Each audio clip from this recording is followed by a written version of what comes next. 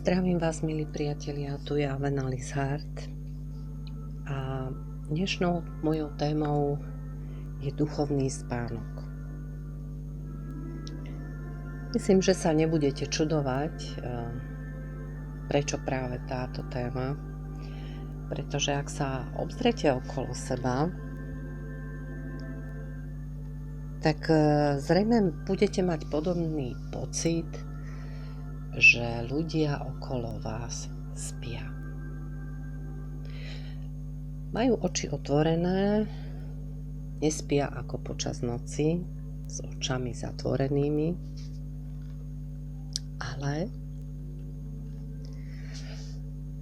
žijú tieto naše bežné, stereotypné dni a roky života bez aktívneho duchovného rastu, väčšina z nich. Nehovorím o všetkých, rada z vás medituje, vzdeláva sa duchovne, číta duchovnú literatúru. Ja si hovorím sama o sebe, že som žena na duchovnej ceste už naozaj niekoľko pár rokov alebo 10 ročí. A necítim, že by duchovný svet bol niekde inde, alebo že by som sa do neho musela vzdialovať, pretože myslím si, že som duchovná bytosť a duchovnými ľuďmi, bytostiami sme všetci vlastne na tejto planete. Ibaže dostali sme rôznu výchovu, prešli sme rôznymi náboženstvami, presvedčeniami, a duchovná výchova nie je súčasťou vzdelávacieho procesu. Ak myslíte na náboženstvo, je to niečo iné. Náboženstvo je náboženstvo a duchovno je duchovno.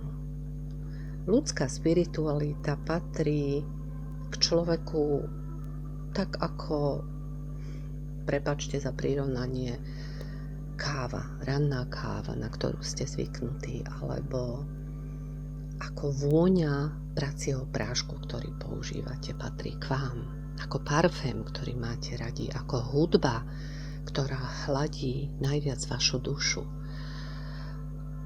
My nie sme len fyzické bytosti.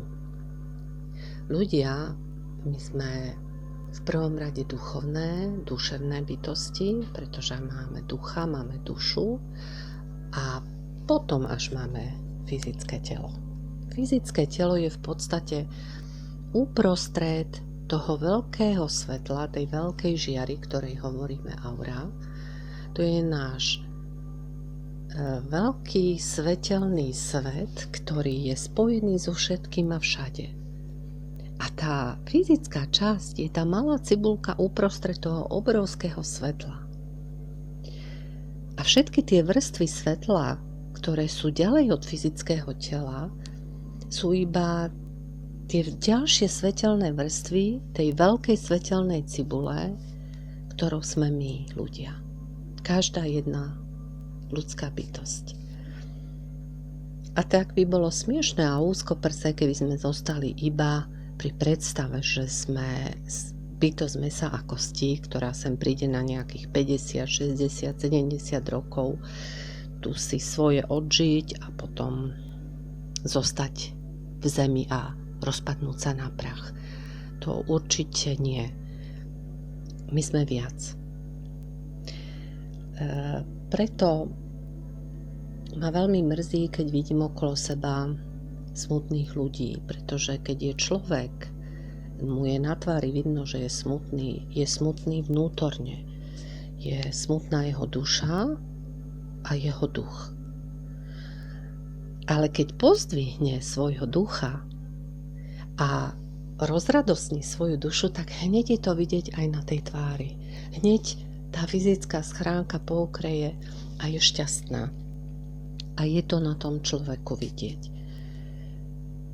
Takže sa pýtajme, prečo chodí okolo nás toľko smutných ľudí, ktorí sa vôbec neusmievajú, neradujú, nie sú milí, láskaví, ochotní Prečo vo svete je toľko konfliktov a vojen? Prečo ľudstvo opakuje dookola svoje chyby? Prečo hovoríme o zostupe a nikto tomu nerozumie? Dávajme veciam pravdivé nálepky.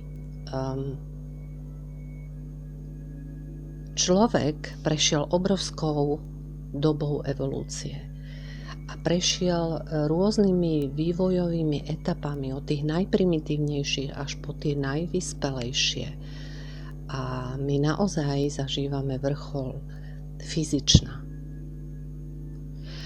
A človek to nevie, pretože nemáme ani dostatok vedomostí ohľadne anatómie, aj v škole sa učíme len úplné základy, pokiaľ neštudujete medicínu.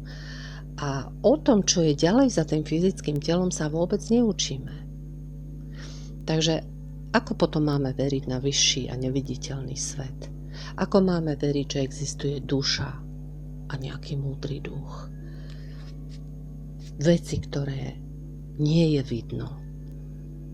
Takže aký duchovný spánok zažívame? Je to spánok duše, ktorá síce znútra nás kričí, ale my ju nepočúvame, my ju nepočujeme. Pretože buď neveríme, že existuje, alebo jednoducho ju naozaj nepočujeme. A nepočujeme ju preto, lebo sa duchovne nerozvíjame. Takýto duchovný spánok som mala na mysli. A keď sa všade hovorí o etape vzostupu ľudstva a zeme, a ten, kto sa o to zaujíma, tak vníma, že tá jeho duša rezonuje s tým, o čom sa píše, že je viac a viac svetla na planéte, že ľudia postupne chcú vedieť viac a viac o týchto veciach a veciach srdca a že dúfajú a veria, že existuje nejaká mocnejšia sila, ktorá zachráni tento svet, tento ľudský, človečenský, fyzický svet. A ona existuje.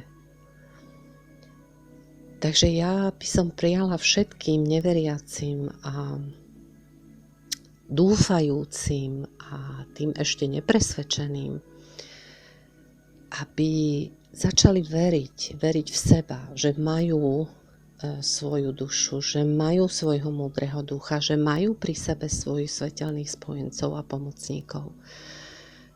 Aby si dovolili sa prebudiť a duchovne rásť. A ak sa rozkúkajú, tak určite nájdu okolo seba veľmi veľa učiteľov a pomocníkov, ktorí sú pripravení im pomáhať. Prajem vám krásne, pokojné, duchovne bohaté a vnútorne naplnené dni a noci. Vaša Avenalis.